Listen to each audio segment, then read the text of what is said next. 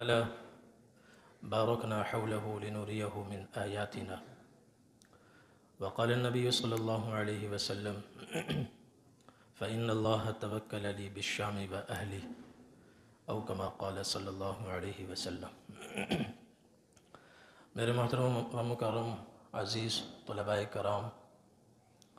آج القدس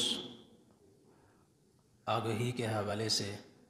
ایک مختصر ورکشاپ منعقد کی گئی ہے. اس وقت امت مسلمہ بے خبر ہے، غفلت میں مبتلا ہے، عالمی سازشوں کا کچھ انہیں خبر تک نہیں ہے، جبکہ ائمۃ الکفر اور عالمی قوتیں وہ پچھلے 500 سال سے بیدار ہیں اور ڈبل اسپیڈ کے ساتھ ایسے چل رہے ہیں کہ یوں محسوس ہوتا ہے کہ یورپ اور مغرب اپنی گہری نیند کا بھی کفارہ ادا کرنا چاہ رہا ہے. ابھی چند دن پہلے ایک بہت بڑا یہودی جس کی زندگی امریکہ میں گزری، جرمنی میں پیدا ہوا اور پوری دنیا میں مشرق وسطیٰ سے لے کر جنوبی امریکہ تک اس نے لاکھوں لوگوں کے خون بہائے، اس کا ذمہ دار وہ ہے ہینری کسنجر، جس نے 1975 میں بھٹو مرحوم کو دھمکی دی تھی. امریکی احکامات لے کر آیا تھا اور کہا تھا کہ اس کو قبول کرو تو انہوں نے ماننے سے انکار کیا. تو اس نے کہا کہ ہم تمہیں نشان عبرت بنا دیں گے، اور 78 میں انہیں پھانسی دے دی گئی. یہ 100 سال کی زندگی گزار کر گیا ہے.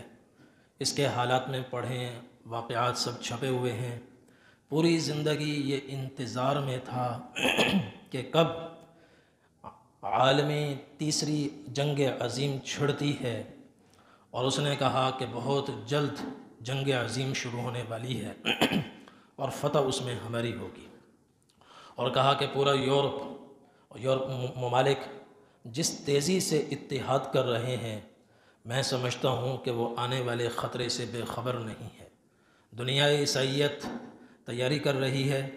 خطرے سے بے خبر نہیں ہے. دنیا یہودیت تیاری کر رہی ہے. جب سے اسرائیل قائم ہوا ہے اس دن سے لے کر آج تک اس نے کوئی لڑائی ترک نہیں کی، ایک دن بھی اس نے جنگ نہیں چھوڑی، ہمیشہ مسلسل وہ جنگ کر رہا ہے. امت مسلمہ سوئی ہوئی ہے. باطل قوتیں بار بار ایک ہی کھیل کو دہراتی ہیں. ہندوستان میں جس طریقے سے مسلمانوں کو غداری پر اکسایا گیا اور پورے ہندوستان پر قبضہ کیا گیا، وہی کھیل خلافت عثمانیہ کے خلاف ہوا. وہی کھیل آج تک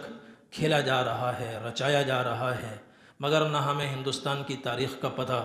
نہ خلافت عثمانیہ کے سقوط کا پتہ. ہم سب کو اتفاق سمجھتے ہیں کہ بس یوں ہی ہو رہا ہے، یوں ہی ہو رہا ہے، اور غفلت میں پہلے بھی تھے، آج بھی ہیں. اور ائمۃ الاسلام میں سے کوئی ایک اس وقت مخلص نظر نہیں آ رہا. یہ سرزمین مقدس اللہ تبارک و تعالی نے اس کو عظمت عطا فرمائی، تقدس بخشا، بابرکت اللہ نے اس دھرتی کو بنایا. قرآن کریم کی متعدد آیات ہیں، یا قوم ادخلوا الارض المقدسة التي كتب الله لكم، اور سبحان الذي اسرى بعبده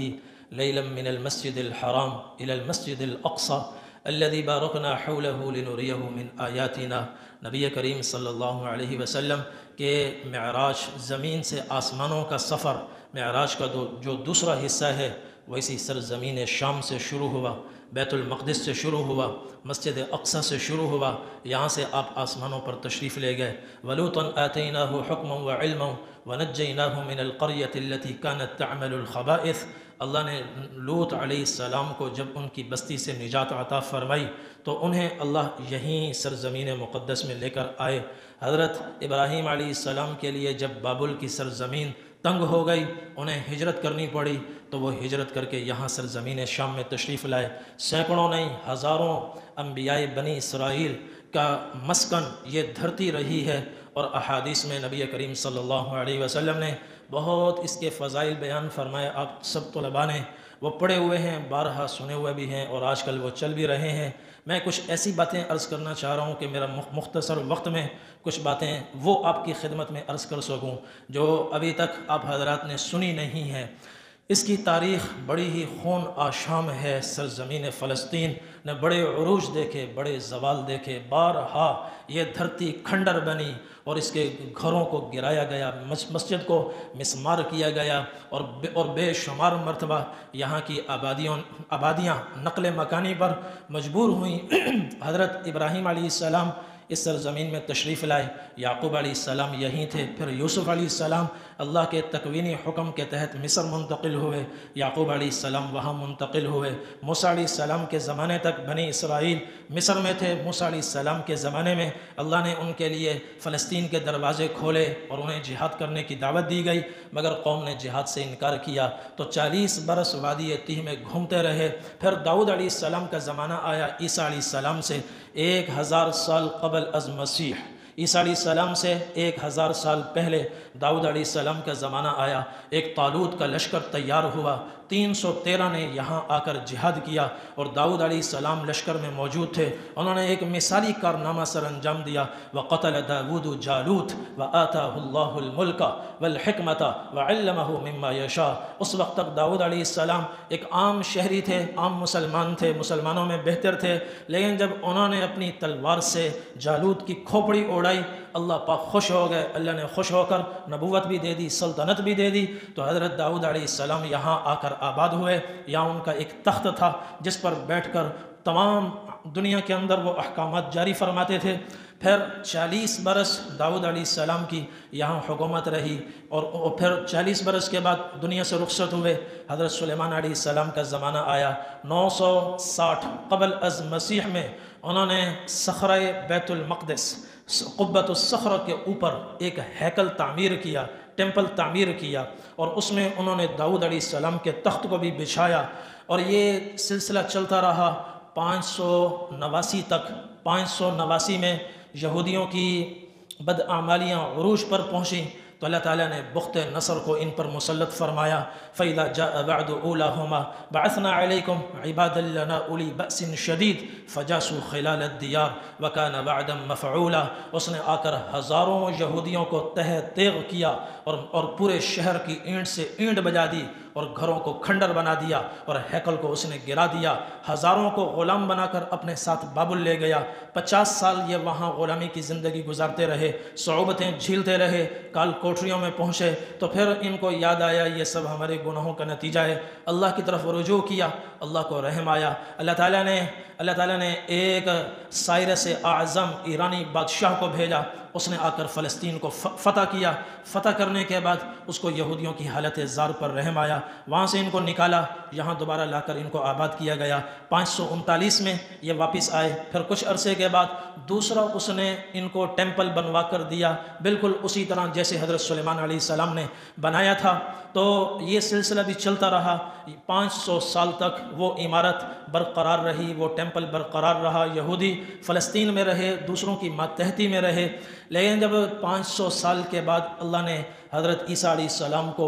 مبعوث فرمایا، تو انہوں نے ان کی نبوت کو ماننے سے انکار کر دیا۔ بے شمار معجزات دیکھے، وَرَسُولًا إِلَى بَنِي إِسْرَائِيلَ أَنِّي قَدْ جِئْتُكُمْ بِآيَةٍ مِّن رَّبِّكُمْ أَنِّي أَخْلُقُ لَكُم مِّنَ الطِّينِ كَهَيْئَةِ الطَّيْرِ فَأَنفُخُ فِيهِ فَيَكُونُ طَيْرًا بِإِذْنِ اللَّهِ وَأُبْرِئُ الْأَكْمَهَ وَالْأَبْرَصَ وَأُحْيِي الْمَوْتَىٰ بِإِذْنِ اللَّهِ وَأُنَبِّئُكُم بِمَا تَأْكُلُونَ وَمَا تَدَّخِرُونَ فِي بُيُوتِكُمْ۔ یہ اتنے سارے معجزات جو اندھوں کی بھی آنکھیں کھولنے کے لیے کافی ہیں، یہودیوں نے ماننے سے انکار کر دیا، نبوت کا انکار، رسالت کا انکار۔ پھر ان پر رقیق شرافت سے گرے ہوئے الزامات لگائے، اتہامات لگائے۔ یہ پرانی ان کی عادت ہے، ان الیہود قوم بہت، جیسا کہ حدیث میں ہے یہودی ایک بہتان تراش لوگ ہیں۔ عیسیٰ علیہ السلام پر انہوں نے الزامات لگائے، پھر اسی پر بھی بس نہیں کیا، ان کے قتل کے در پہ ہو گئے۔ اور اس زمانے میں رومی حکومت تھی، وہاں انہوں نے جھوٹے الزامات لگائے، اس کو مجبور کیا کہ حضرت عیسیٰ علیہ السلام کو العیاذ باللہ قتل کیا جائے۔ جب پورا ان کا منصوبہ تیار ہو گیا تو اللہ تبارک و تعالیٰ نے حضرت عیسیٰ علیہ السلام کی شبیہ انہی میں سے ایک سنگ دل بد دماغ یہودی پر ڈالی اور عیسیٰ علیہ السلام کو زندہ آسمانوں پر اٹھا لیا، اور انہوں نے اسی شبیہ کو سولی دے دی اور اس پر اترانے لگے، خوش ہونے لگے العیاذ باللہ کہ ہم نے اللہ کے نبی کو قتل کر دیا، سولی دے دی۔ بعد میں 500 سال کے بعد قرآن نے آ کر اس حقیقت سے پردہ اٹھایا، وما قتلوه یقینا بل رفعه اللہ الیہ وما قتلوه وما صلبوه ولكن شبہ لهم، کہ کوئی قتل نہیں کیا، کوئی سولی نہیں دی گئی، اللہ نے عیسیٰ علیہ السلام کو تو آسمانوں پر اٹھایا۔ یہ اس پر خوشیاں منانے لگے تو 40 برس کے بعد سن 70 عیسوی میں اللہ نے رومی بادشاہ ٹائٹس کو مسلط کیا، فَإِذَا جَاءَ بَعْدُ الْآخِرَةِ لِيَسُوءُوا وُجُوهَكُمْ وَلِيَدْخُلُوا الْمَسْجِدَ كَمَا دَخَلُوهُ أَوَّلَ مَرَّةٍ وَلِيُتَبِّرُوا مَا عَلَوْا تَتْبِيرًا۔ وہ ٹائٹس اپنی فوج کے ساتھ سرزمین مقدس میں داخل ہوا اور پہلے کی طرح شہر کی اینٹ سے اینٹ بجائی اور ہزاروں لاکھوں لوگوں کو اس نے تہہ تیغ کیا، خون کے دریا بنائے، اور اس دوسرے ٹیمپل کو اس نے گرایا۔ سن 70 میں جو گرا ہے آج تک وہ گرا پڑا ہے، آج تک گرا پڑا ہے۔ اور پھر یہ غلامی کی زندگی گزارتے رہے اور مغلوب رہے، مقہور رہے، اور اسی رومی بادشاہ نے 304 عیسوی میں عیسائیت قبول کر لی۔ تو پہلے رومیوں کا فلسطین پر قبضہ تھا، پھر بازنطینی سلطنت کا فلسطین پر قبضہ ہو گیا، اس شہر پر ان کی حکومت آ گئی، یہاں تک کہ 15 ہجری آیا 638، 15 ہجری سے 2 سال پہلے اسلامی لشکر سرزمین شام میں داخل ہوئے۔ حضرت ابو عبیدہ بن جراح، حضرت خالد بن ولید، یزید بن ابی سفیان، شرحبیل بن حسنہ اور عکرمہ بن ابی جہل، ان 5 سپہ سالاروں کے پاس 15 ہزار کی فوجیں تھیں۔ انہوں نے پورے شام کے اندر فتوحات کی اور چلتے چلتے یہاں بیت المقدس پہ پہنچے۔ حضرت ابو عبیدہ بن جراح رضی اللہ عنہ نے اس کا محاصرہ کیا اور محاصرہ طویل ہو گیا، بالآخر اندر کے بازنطینی سلطنت کے لوگ ٹوٹ گئے، گھٹنوں پر آ گئے۔ انہوں نے کہا آپ اپنے حاکم کو بلائیں، ہم شہر صلح کے ساتھ ان کے حوالے کرنے کے لیے تیار ہیں۔ مدینہ طیبہ میں پیغام پہنچا تو حضرت عمر رضی اللہ عنہ نے مشورہ کیا کیا جائے۔ حضرت عثمان غنی رضی اللہ عنہ کی رائے ہوئی آپ ہرگز نہ جائیں، آج نہیں تو شہر فتح ہو جائے گا، حتی یعطوا الجزیۃ عن ید وہم صاغرون، یہ شہر ہم بزور طاقت فتح کریں گے اور طاقت والے احکامات جاری ہوں گے۔ لیکن حضرت علی رضی اللہ عنہ نے کہا کہ مسلمانوں کے لشکر ایک عرصے سے سرزمین شام میں ہیں اور آپ کے جانے سے ان کے حوصلے بلند ہو جائیں گے اور شہر بغیر کشت و خون کے فتح ہو جائے گا۔ تو حضرت عمر رضی اللہ عنہ کو رائے پسند آئی تو چل پڑے، پیچھے حضرت علی رضی اللہ عنہ کو خلیفہ بنایا، حضرت عباس رضی اللہ عنہ کو اپنے مقدمۃ الجیش پر رکھا۔ چلتے چلتے جب فلسطین پہنچے، فلسطین سے پہلے جابیہ ایک منزل ہے، وہاں پہنچے تو کپڑے سفر کی وجہ سے پھٹے ہوئے تھے اور ایک عام سی اونٹنی تھی۔ حضرت ابو عبیدہ بن جراح رضی اللہ عنہ نے عرض کیا امیر المؤمنین، آپ مسلمانوں کے بڑے امیر ہیں، خلیفہ ہیں، تو آپ کی ایک ہیبت ہونی چاہیے، اچھا لباس پہنے۔ کتانی سوٹ لایا گیا، حضرت عمر رضی اللہ عنہ نے پہنا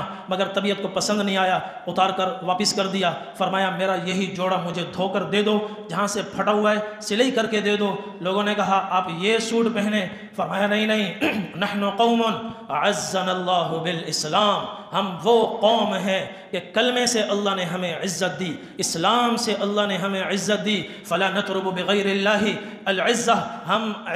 اسلام کے سوا کسی چیز میں ہم عزت کو نہیں ڈھونڈتے۔ حضرت ابو عبیدہ بن جراح رضی اللہ عنہ سے فرمایا انکم اذل الناس واحقر الناس واقل الناس۔ ابو عبیدہ بھول گئے میں اور تم کبھی ہم حقیر تھے، ذلیل تھے، کمتر تھے، فعزنا اللہ بالاسلام، اللہ نے ہمیں اسلام کے ذریعے سے عزت عطا فرمائی۔ فمہما تطلب العزہ بغیر اللہ یذلکم اللہ، اور جب تم کپڑوں میں عزت ڈھونڈو گے، لباس میں عزت ڈھونڈو گے، مادی چیزوں میں عزت ڈھونڈو گے، اللہ تمہیں ذلیل کر دیں گے، ذلیل کر دیں گے۔ ہماری عزت کے لیے اتنا ہی کافی ہے، ہم لا الہ الا اللہ کہتے ہیں، اس پر جیتے ہیں، اس پر مرتے ہیں، اسی عقیدے کو سینے سے لگائے ہوئے ہیں، اللہ کی وحدانیت کا ہم اقرار کرتے ہیں۔ چنانچہ حضرت عمر رضی اللہ عنہ انہیں پھٹے پرانے پیوند لگے کپڑوں میں اونٹنی پہ سوار ہوئے اور بیت المقدس میں آئے، مصالحت ہوئی، معاہدہ ہوا، شہر کے دروازے کھل گئے۔ 638 اور 15 ہجری میں یہ شہر فتح ہوا، اور 638 سے لے کر 1099 تک 492 ہجری تک یہ شہر مسلمانوں کے پاس رہا 480 سال تقریباً مسلمانوں نے شروع میں اس پر حکومت کی۔ 1095 میں عیسائیوں کا پوپ تھا اربن دوم، اس نے پوری دنیا مسیحیت کا دورہ کر کے تمام ممالک میں ان کو تیار کیا، دورہ کیا، اور ان میں آگ لگا دی اور تقریریں کیں، اور ان سے کہا کہ کسی بھی قیمت پر فلسطین کو حاصل کیا جائے۔ تمام فوجیں جمع ہو گئیں، 10 لاکھ کا لشکر، پہلی صلیبی جنگ، وہ 1095 سے 1099 تک 4 سال وہ کوششیں ان کی عروج پر پہنچیں۔ کوششیں تو پچھلے 400 سال سے چل رہی تھیں، مگر اس موقع پر ان کی کوششیں عروج کو پہنچیں، اور چنانچہ 1099 23 شعبان 492 جمعے کا دن جب عیسائی فوجیں یہاں فلسطین میں داخل ہوئیں اور اندر آ کر انہوں نے ایسا خون بہایا کہ 60,000 مسلمانوں کو قتل کیا، ایک مسلمان کو زندہ نہیں چھوڑا، جو نکل گیا وہ بچا، جس نے اپنے آپ کو چھپا لیا وہ بچا، اور باقی سب کو ختم کر دیا۔ اسلامی مآثر وہ سب انہوں نے نشانات مٹا دیے، اور کشت و خون کا بازار خوب گرم کیا، تو ظلم کی انتہا ہو گئی، اور 1099 سے لے کر 1187 تک 90 برس یہ شہر فلسطین صلیبیوں کے پاس رہا۔ پھر اللہ نے سلطان صلاح الدین ایوبی کو کھڑا فرمایا، اور انہوں نے کوشش کی۔ اس سے پہلے نور الدین زنگی نے کوششیں کی، اور ان کی کوششوں کی تکمیل سلطان صلاح الدین ایوبی نے کی، اور 583 ہجری اور 15 رجب کو بڑھتے بڑھتے انہوں نے فلسطین کا آ کر محاصرہ کیا، اور 10 دن منجنیقیں لگا کر سنگ باری کی، اور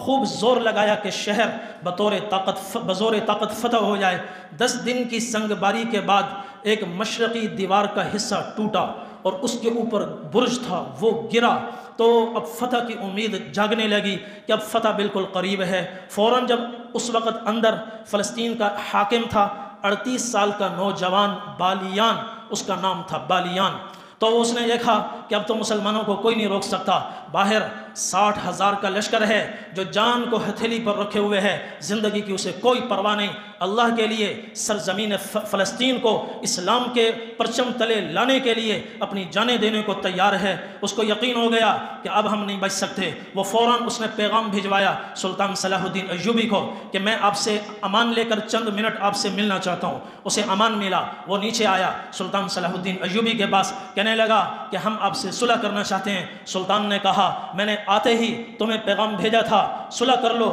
مگر تم اکڑ گئے، اور اب تم آئے ہو وَلَيْسَ بَيْنَنَا وَبَيْنَ أَخْذِ الْمَدِينَةِ بِالسَّيْفِ إِلَّا عَشِيَّةٌ أَوْ ضُحَاهَا۔ اب تو بزور طاقت شہر فتح کرنے میں کوئی دیر نہیں، صبح کی دیر ہے یا شام کی دیر ہے، اور ہو سکتا ہے تم میرے سامنے گڑ گڑا رہے ہو، دہائیاں دے رہے ہو، ہماری فوجیں فلسطین میں داخل بھی ہو چکی ہوں۔ اس نے کہا آپ مہربانی فرمائیں، بہت خون خرابہ ہوگا۔ سلطان صلاح الدین ایوبی نے کہا نہیں، لا نفتحه الا عنوة کما فتحتموها انتم عنوة۔ آج شہر بزور طاقت فتح کروں گا جیسے 90 سال پہلے تم نے بزور طاقت فتح کیا تھا، اور بزور طاقت کا حکم تم جانتے ہو کہ جتنے مقاتلین ہوتے ہیں سب قتل کیے جاتے ہیں، جتنے لڑنے والے ہوتے ہیں سب قتل کیے جاتے ہیں۔ واللہ لا اترک احدا من النصارى الا اقتله کما قتلتم انتم من کان بها من المسلمین۔ 90 سال پہلے جیسے تم نے ایک ایک مسلمان کو قتل کیا تھا، آج میں بھی ایک ایک مقاتل جنگجو کو قتل کر دوں گا، کسی کے لیے کوئی پرواہ نہیں۔ پھر وہ گھٹنوں کے بل گرا، پاؤں پکڑے، منتیں کیں، اور جب اس نے دیکھا کہ کوئی صورت نہیں بن پا رہی، اس نے کہا ٹھیک ہے میں جا رہا ہوں، جب ہم جائیں گے تو قتلنا کل اسیر بأیدینا وکانوا قریبا من 4000 ہمارے پاس مسلمان قیدی ہیں، ہم ان کو قتل کریں گے. وقتلنا ذرارینا واولادنا ونساءنا، پھر ہم اپنی اولاد کو قتل کریں گے، نسلوں کو قتل کریں گے، عورتوں کو قتل کریں گے. وخربنا الدور والاماکن الحسنہ، اور اپنے سارے گھر ہم گرا دیں گے. اور واحرقنا المتاع، کھڑکی دروازے ساز و سامان سب کو ہم آگ لگا دیں گے، اور جو ہمارے بس میں ہوگا ہم کریں گے. اور ادھر ہماری فوجیں تمہارا محاصرہ کامیاب نہیں ہونے دیں گی، اور ادھر ہم شہر کو تباہ کرتے رہیں گے. جب ہر طرف آگ لگ جائے گی، جب ہر طرف ہر چیز ختم ہو جائے گی، راکھ کا ڈھیر بن جائے گی. ثم وبعد ذلك نخرج فقتلنا قتال الموت، پھر ہم جان ہتھیلی پر رکھ کر باہر نکلیں گے اور لڑیں گے، پھر ہمیں کوئی پرواہ نہیں، زندگی ہو یا موت ہو. تو جب یہ باتیں سنی اس نے کہا اگر اس وقت تم نے شہر فتح کر بھی لیا تو سوائے راکھ کے ڈھیر کے، کھنڈرات کے اور بجھی ہوئی راکھ کے اور ملبے کے ڈھیر کے تمہیں اور کچھ نہیں ملے گا. سلطان صلاح الدین ایوبی 4000 مسلمانوں کو سن کر نرم پڑ گئے. انہوں نے فرمایا کہ چلو ٹھیک ہے، ہم تمہارے ساتھ صلح کرتے ہیں. مصالحت ہوئی، معمولی سا فدیہ مقرر ہوا اور 50 دن کی مدت دی گئی. اس مدت میں یہ فدیہ تھوڑا سا ہے، ادا کر دو، تم آزاد ہو، جہاں چاہو چلے جاؤ. چنانچہ 27 رجب جمعہ کا دن 583 ہجری اور 1187 عیسوی جمعے سے کچھ پہلے لشکر اسلام 90 برس کے بعد شان و شوکت کے انداز میں، مگر صلاح الدین ایوبی کا سر جھکا ہوا ہے، زبان پر سورہ فتحنا جاری ہے، آنکھوں سے آنسو، اللہ کے شکر میں وہ آنسو بہہ رہے ہیں. شہر میں داخل ہوئے، 90 برس کے بعد مسجد عمر میں آ کر مسلمانوں نے نماز ادا کی. پھر 40 برس یہ شہر مسلمانوں کے پاس رہا. 1127 میں ایک یہاں حاکم تھا مملوک الکامل، وہ فرانس کے بادشاہ نے اس کو دھمکی دی، وہ تھر تھرانے لگا، بزدل ہو گیا. بغیر کسی لڑائی کے اس نے پورا فلسطین کا شہر سونے کی تشتری میں رکھ کر فریڈرک دوم کو اس نے سپرد کر دیا. 15 برس پھر یہ شہر عیسائیوں کے پاس چلا گیا اور 1244 عیسوی میں یہ شہر واپس مسلمانوں کے پاس آیا. خوارزم نے اس کو فتح کیا. 1244 سے لے کر 1917 تک، 1244 سے لے کر 11 دسمبر 1917 تک یہ شہر 673 برس مستقل مسلمانوں کے پاس رہا ہے. 1517 میں یہ شہر سلطنت عثمانیہ کا حصہ بنا. 1517 سے 11 دسمبر 1917 تک 400 سال یہ سلطنت عثمانیہ کا حصہ رہا ہے، اور سلطنت عثمانیہ نے اس کے انتظام انصراف پر بڑی توجہ دی، قلعے تعمیر کیے اور پوری شہر کے گرد ایک مضبوط ناقابل تسخیر دیوار بنائی. اور 1892 میں پورے شہر کے اندر ریلوے کی پٹریوں کا جال بچھایا گیا. پھر وہ مسلمانوں کی اپنی کمزوریاں، عربوں کی غداریاں اور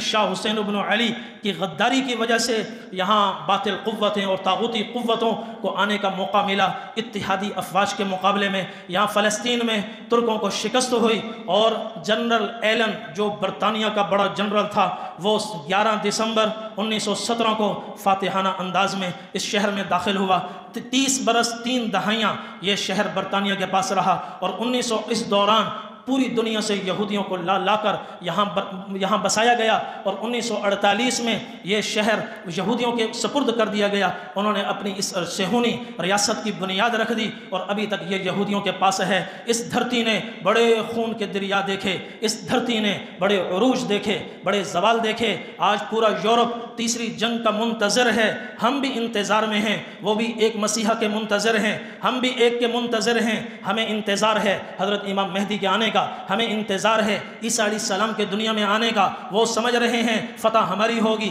ذلت سے ہم نکلیں گے، پستی سے ہم نکلیں گے، مگر ہمیں حضور پاک صلی اللہ علیہ وسلم نے ارشاد فرمایا ہے کہ اللہ جل جلالہ امام مہدی کو ظاہر فرمائیں گے، اور زمین ان کے آنے سے پہلے ملئت ظلما و جورا،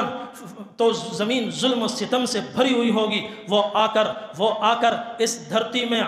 پورے عالم میں عدل و انصاف کو بھر دیں گے، عدل و انصاف کو بھر دیں گے. ایک مسلمانوں کے عروج کا ابتدائی دور ہے اور ایک مسلمانوں کے عروج کا انتہائی دور ہے۔ ابتدائی دور نبی کریم صلی اللہ علیہ وسلم کا، خلفائے راشدین کا، مدینہ ابتدائی دور میں آپ ذرا دیکھیں، غور کریں کون سے وہ اسباب تھے جس نے امت کو پستی سے اٹھا کر بلندیوں تک پہنچایا۔ وہ اسباب غزوۃ الابواء ہے، غزوہ بوات ہے، اور غزوہ عشیرہ ہے، غزوہ بدر ہے، غزوہ احد ہے، حنین ہے، احزاب ہے، غزوہ خیبر ہے، یہ تمام غزوہ تبوک ہے، یہ تمام غزوات ہیں۔ حضرت ابو بکر صدیق رضی اللہ عنہ کا دور دیکھیں، اس دور میں عروج کیسے ملا، کہاں کہاں فتوحات ہوئیں، تلوار چلتی رہی اور اللہ اس امت کو عزت کی بلندیوں تک پہنچاتے رہے۔ پھر حضرت عمر رضی اللہ عنہ کا زمانہ دیکھیں، حضرت عثمان کا دور دیکھیں، حضرت علی کا دور دیکھیں، تلوار کے ذریعے سے اس امت کو عروج ملا ہے۔ آخری دور میں چلے جائیں، حضرت امام مہدی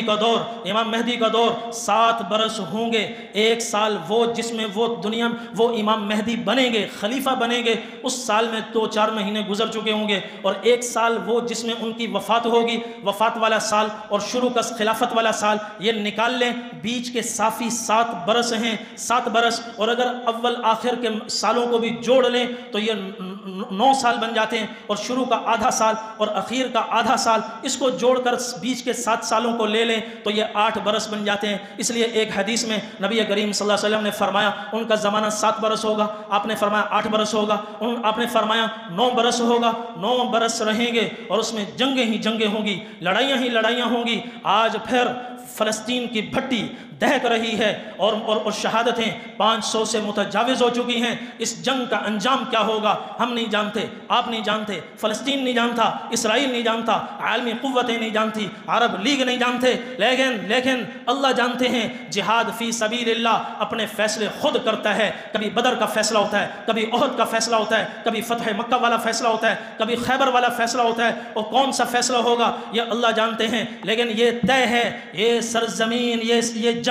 آخری جنگ نہیں ہے، ایک بڑی جنگ کی بنیاد ہے، ایک بڑی جنگ کا پیش خیمہ ہے، اور وہ دن دور نہیں۔ جیسے مجھے یقین ہے اب سے 5-6 گھنٹے کے بعد سورج ڈوب جائے گا، اسی طرح مجھے یقین ہے اس جنگ کے شعلے یہاں بھی پہنچیں گے، ان تمام ممالک اسلامیہ کو اپنی لپیٹ میں لے لیں گے۔ لہذا مسلمانوں کو اس نظریے سے نکلنا ہوگا، سب سے پہلے پاکستان، سب سے پہلے سعودیہ، سب سے پہلے اردن، سب سے پہلے عراق، سب سے پہلے شام، نہیں، پوری امت مسلمہ کا جسد واحد ایک جسم کی طرح ہے۔ نبی کریم صلی اللہ علیہ وسلم نے آنے والے زمانے میں بڑی بڑی جنگوں کی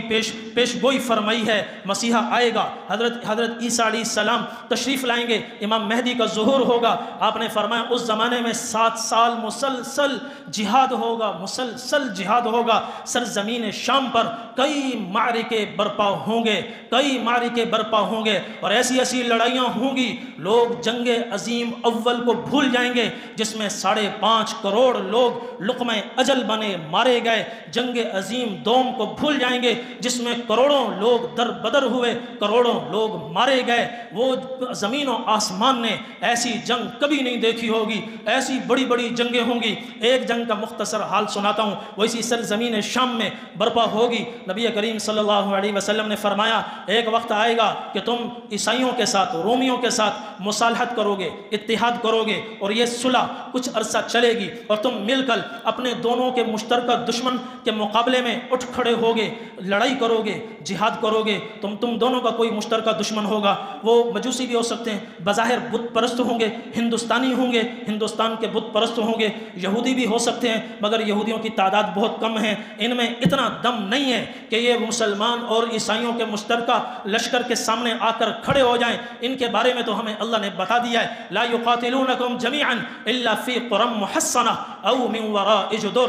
یہودیوں میں دم نہیں ہے کہ وہ تمہارا مقابلہ کر سکیں، ہاں قلعوں میں بیٹھ کر تم سے لڑ سکتے ہیں، دیوار کے پیچھے چھپ کر تم سے لڑ سکتے ہیں، دو بدو سامنے آ کر لڑنے کی طاقت ان میں نہیں ہے۔ تو وہ لشکر بظاہر ہندوستان کے بت پرست ہوں گے یا دنیا کے بت پرست ہوں گے، ان کے خلاف لڑائی ہوگی، اور اللہ تبارک و تعالی مسلمانوں کو فتح عطا فرمائیں گے۔ آپ نے فرمایا فتنصرون، اللہ کی مدد اترے گی، تمہاری برکت سے اترے گی، فائدہ عیسائیوں کو بھی ہوگا، اور وتغنمون تمہیں بڑا مال غنیمت ملے گا، زر و جواہر ملیں گے، وتسلمون تمہیں تمہارا کوئی خاطر خواہ نقصان بھی نہیں ہوگا، وترجعون اور فتح کے جھنڈے گاڑ کر تم واپس آ رہے ہوگے، اور واپس آتے آتے ایک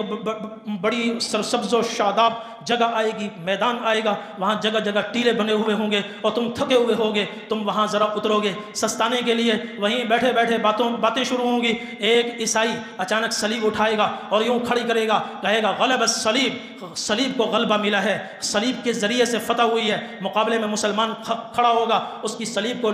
پکڑ اس سے چھین کر زمین پر دے کر مارے گا اور کہے گا صلیب کی وجہ سے کہاں، ہمارے ایمان اسلام اور اللہ کی وجہ سے یہ فتح ملی ہے۔ اس وقت ان دونوں میں لڑائی ہوگی، عیسائی کے ساتھ آ کر کھڑے ہوں گے، مسلمانوں کے ساتھ آ کر کھڑے ہوں گے اور تلواریں نکل آئیں گی، کچھ لاشیں وہیں گر جائیں گی، پھر بیچ میں بچاؤ ہوگا، واپسی ہوگی۔ تو آپ نے فرمایا ثم ہدنۃ بینکم وبین بنی الاصفر، تمہارے اور ان کے درمیان جو صلح ہوگی، فیغدرون یہ عیسائی خود عہد شکنی کریں گے۔ عہد شکنی کا یہ سبب ہے، 4 حدیثیں جوڑ کر میں سنا رہا ہوں، تو یہ عہد شکنی کریں گے، پھر ایک بڑی جنگ کی تیاری کریں گے اور اچانک آئیں گے، فیاتون تحت 80 رایۃ، 80 جھنڈے اٹھا کر یہ عیسائی آئیں گے تمہارے مقابلے کے لیے، تحت کل رایۃ 12 الفن، اور ہر جھنڈے کے نیچے 12,000 کا لشکر ہوگا، ہر جھنڈے کے نیچے 12,000 اور کل 80 جھنڈے، 12,000 ضرب 80 9,60,000 ان کا لشکر ہوگا۔ وہاں آ کر مسلمانوں کا محاصرہ کریں گے، اعماق یا دابق نامی مقام پر جمع ہوں گے اور مسلمان ان کے مقابلے میں آئیں گے، پھر یہ مسلمانوں کو کہیں گے ہماری تم سے کوئی خاص لڑائی نہیں ہے، ہم اپنی پہلے والی صلح کو بحال کر سکتے ہیں، لیکن ایک شرط ہے، خلو بیننا وبین الذین سبوا منا، وہ صلیب ٹوٹنے کے واقعے کے وقت میں جو لڑائی ہوئی اور اس میں کچھ مسلمانوں نے عیسائیوں کو قیدی بنا لیا، ان قیدیوں کو ہمارے حوالے کر دو، اور جنہوں نے قید کیا ہے ان کو بھی ہمارے حوالے کر دو، تمہاری پچھلی صلح بحال ان کو ہمارے حوالے کر دو، جنہوں نے ہماری صلیب توڑی، جنہوں نے ہمارے بندوں کو قید کیا۔ مسلمان کہیں گے واللہ لا نخلی بیننا وبین اخواننا، اللہ کی قسم وہ تو ہمارے بھائی ہیں، کیسے ہم انہیں تمہارے حوالے کر دیں، ہم ہرگز حوالے نہیں کرتے، ہم تھوڑے ہوں کہیں گے ہمارا لشکر دیکھو حد نگاہ تک پھیلا ہوا ہے، اور تم کم ہو تو وہ کہیں گے ہمیں اس کی کوئی پرواہ نہیں۔ اس کے بعد لڑائی ہوگی، مسلمانوں کی صفوں میں بھی کچھ غدار چھپے ہوں گے، یہ معرکے ایسے ہوتے ہیں جو مخلص منافق کو الگ کر دیتے ہیں، اس وقت لڑائی ہوگی، ایسی لڑائی ہوگی تو آپ نے فرمایا فینہزم الثلث، مسلمانوں میں سے 1/3 لشکر غداروں کا، منافقین کا، پتہ نہیں کون بدبخت ہوں گے جو چھپے ہوئے ہوں گے، وہ خوف جنگ کے شعلے بھڑکتے دیکھ کر اور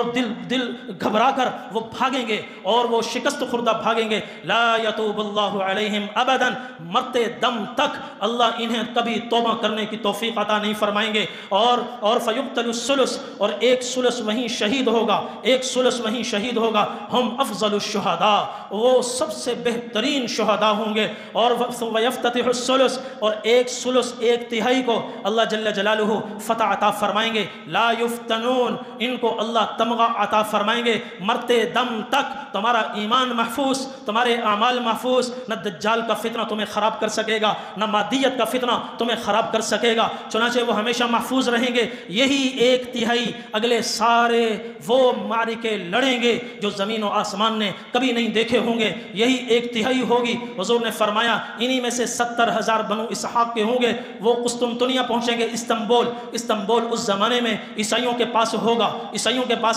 یہ جائیں گے، اس کا محاصرہ کریں گے، وہاں پچھلی جنگیں اتنی انہوں نے لڑی ہوں گی، اب اللہ جل جلالہ انہیں آرام عطا فرمائیں گے، وہاں پہنچیں گے، شہر کا ایک کنارہ سمندر کی طرف، ایک کنارہ خشکی کی طرف، یہ کوئی تلوار نہیں چلے گی، کوئی تیر نہیں چلے گا، گھوڑے نہیں دوڑائے جائیں گے، یہ پہنچ کر کہیں گے لا الہ الا اللہ، سمندر کی طرف کا کنارہ زمین پر گر جائے گا، فصیل ٹوٹ جائے گی، پھر کہیں گے لا الہ الا اللہ، خشکی کی طرف سے جو دیوار ہوگی فصیل کی وہ دھڑام سے زمین پر گرے گی، پھر تیسری مرتبہ کہیں گے لا الہ الا اللہ، شہر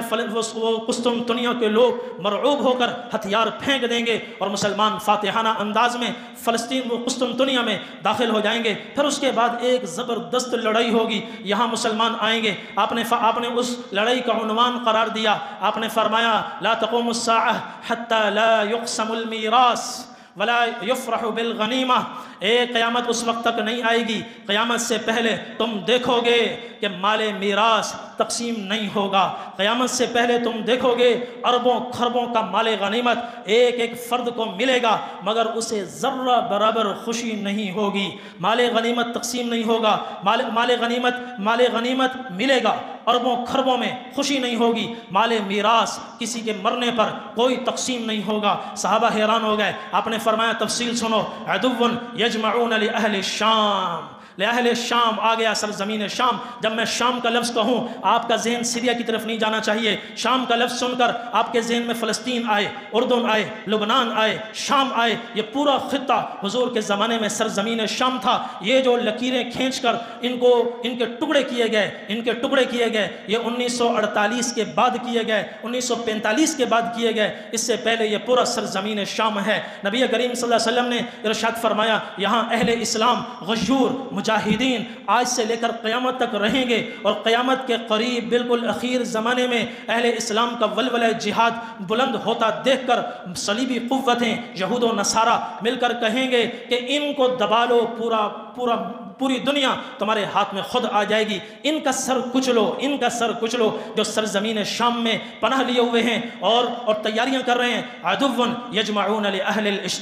الشام، اہل شام کے لشکر کو دبانے کے لیے پوری دنیا سے لشکر آئیں گے، سرزمین شام کا محاصرہ کریں گے۔ وَيَجْمَعُ لَهُمْ أَهْلُ الْإِسْلَامِ مِنَ الْمَدِينَةِ مِنْ خَيَارِ الْأَرْضِ، ان کے مقابلے کے لیے مدینہ طیبہ سے لشکر چلے گا، امام مہدی کی قیادت میں مدینہ طیبہ سے لشکر چلے گا، وہ ان کی مدد کے لیے آئے گا، اور پوری دنیا سے مسلمانوں میں بھی شوق جہاد بلند ہوگا، ایمان والے ہر جگہ ہوں گے، وہ کہیں گے شام چلو، اور جو یہودی عیسائی دوسرے مسلمانوں کے دشمن ہیں وہ کہیں گے اس دشمن کا حصہ بنو، قافلے آتے رہیں گے، کچھ اہل ایمان مسلمانوں کے ساتھ، اہل کفر اس لشکر کے ساتھ۔ آپ نے فرمایا جب دونوں کا آمنا سامنا ہوگا فَيَتَشَرَّطُ الْمُسْلِمُونَ شُرْطَةً لِلْمَوْتِ لَا تَرْجِعُ إِلَّا غَالِبَةً، مسلمانوں کا کمانڈر لوگوں سے کہے گا کون ہے جو جان ہتھیلی پر رکھ کر لڑے اور اس شرط کے ساتھ لڑے اللہ فتح دے تو بہت اچھا، ورنہ شہید ہوئے بغیر پیچھے واپس نہ آئے، پیچھے آئے فاتح بن کر آئے، فتح کے جھنڈے گاڑے بغیر کبھی پیچھے نہ آئے۔ مسلمان تو سارے کے سارے شوق جہاد کے مستانے ہوں گے، وہ ایک جماعت فوراً تیار ہوگی، پہلا دن جب جنگ کا ہوگا وہ ایک شرطۃ للموت، وہ ایک جام باز دستہ میدان میں اترے گا، صبح سے لے کر شام تک مغرب تک مسلسل لڑتا رہے گا اور ایک ایک کر کے شہید ہوتے جائیں گے، اخیر میں چند مسلمان بچیں گے۔ اس بیچ میں اس فیحجز بینہم اللیل، رات بیچ میں آ کر حائل ہو جائے گی، فیفیء ہؤلاء ویفیء ہؤلاء کل غیر غالب، دشمن اپنے کیمپوں میں آ جائیں گے، مسلمان اپنے کیمپوں میں چلے جائیں گے، اور جنگ کا کوئی فیصلہ نہیں ہوگا، کس کو فتح ملی کس کو شکست ملی کوئی فیصلہ نہیں ہوگا۔ اگلا دن آئے گا، ایک نیا جام باز دستہ تیار ہوگا اور ان کے ساتھ بھی یہی شرط ہوگی شہید ہو جاؤ یا غالب ہو کر واپس آؤ، اس کے علاوہ پیچھے ہٹنے کی کوئی صورت نہیں ہے۔ مسلمان تیار ہو جائیں گے تو فیتشرط المسلمون شرطۃ للموت لا ترجع الا غالبۃ، اور پھر لڑیں گے فیقتتلون، شام تک لڑیں گے حتی یحجز بینہم اللیل فیفیء ہؤلاء وہؤلاء کل غیر غالب، شام کے وقت یہ وہ واپس اپنے خیموں میں، جنگ کا کوئی فیصلہ نہیں ہوگا۔ تیسرا دن آئے گا، ایک تیسرا دستہ تیار ہوگا، پچھلا دستہ وہ بھی تقریباً ختم ہو گیا، یہ تیسرا دستہ تیار ہوگا، یہ بھی جام باز دستہ ہوگا، اور ان کے ساتھ بھی یہی شرط ہوگی، میدان میں اتریں گے، صبح سے شام تک لڑیں گے، پورا لشکر سوائے چند افراد کے باقی سارا کا سارا مسلمانوں کا فنا ہو جائے گا، شہید ہو جائے گا، اور مغرب ہوگی تو واپس اپنے خیموں میں پہنچیں گے۔ اس زمانے کے دستور کے مطابق کہ لڑائی مغرب سے پہلے ہوتی ہے، مغرب کے وقت بند ہو جاتی ہے۔ چوتھا دن آئے گا، ادھر سے ان کا لشکر بھی بڑھتا جا رہا ہوگا، ادھر مسلمانوں کا لشکر بھی بڑھ رہا ہوگا، قافلے آ کر اس میں شامل ہوں گے۔ جب چوتھا دن آئے گا ثم نہد الیہ بقیۃ الاسلام، تمام اہل اسلام اٹھ کھڑے ہوں گے، وہ کچھ بچے ہوئے ہوں گے، 3 دستے تو ان کے ویسے ہی ختم ہو گئے، 3 بڑے بڑے لشکر ان کے فنا ہو گئے، باقی جو بچے کھچے ہوں گے وہ ایک دم اٹھ کھڑے ہوں گے اور اللہ اکبر کی تکبیریں کہتے ہوئے اللہ سے مدد مانگتے ہوئے، اور رات بھر وہ جاگے ہوں گے۔ وہی رات انہوں نے اس رات کو بدر کی رات کی یادگار بنایا ہوگا، جو بدر کی رات حضور نے کیا وہی کام انہوں نے اس رات میں کیا، اور جو اگلا دن بدر کا تھا